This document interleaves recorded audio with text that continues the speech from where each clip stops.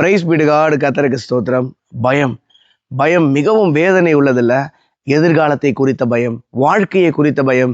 இந்த வீடியோ பார்க்குற நீங்க ஏன் இந்த உலகத்தில் இருக்கிற எந்த மனிதனா இருந்தாலும் சரி, நான் பயப்படவே இல்லைன்னு சொல்லவே முடியாதுல்ல. எல்லாருக்கும் பயம் இருக்கிறது. இயேசுவும் அவருடைய சீஷர்களும் ஒரு முறை படகில் சென்று கொண்டிருந்த போது பலத்த சுழல் காற்று உண்டாயிற்று. சீஷர்கள் எல்லாம் பயந்து போய், ஐயரே நாங்கள் மடிந்து போகிறது உமக்கு கவலை இல்லையான்னு சொல்லிட்டு இயேசுவை எழுப்புனாங்கல்ல. இயேசு எழுந்து காற்றையும் கடலையும் அதட்டி விட்டு இடத்திரமா சொன்னாரு, ஏன் பயப்பட்டீர்கள், ஏன் உங்களுக்கு விசுவாசம் இல்லாமற் போயிற்று என்று கேட்கிறார்ல. பயம் ஒரு மனிதனுக்குள்ளாக அவிசுவாசத்தை புகுத்துகிறது.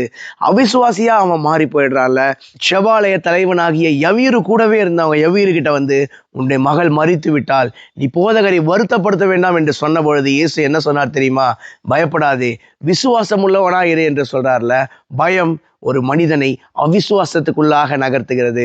எபிரேயர் 3:12 எபிரேயரை எழுதி ஆக்கியோன் சொல்றாரு, சகோதரரே, ஜீவனுள்ள தேவனை விட்டு விலகுவதற்கு ஏதுவான அவிசுவாசமுள்ள பொல்லாத இருதயம் உங்களில் ஒருவனுக்குள்ளும் வராதபடிக்கு எச்சரிக்கையாயிருங்கள்.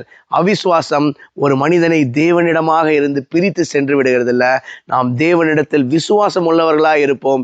இயேசுவின் சகோதரனாக யூதா எழுதுறாரு, பரிசுத்தவான்களுக்காக ஒரு விசை ஒப்புவிக்கப்பட்ட விசுவாசத்திற்காக நாம் எல்லாரும் தொடர்ந்து போராடுவோம்.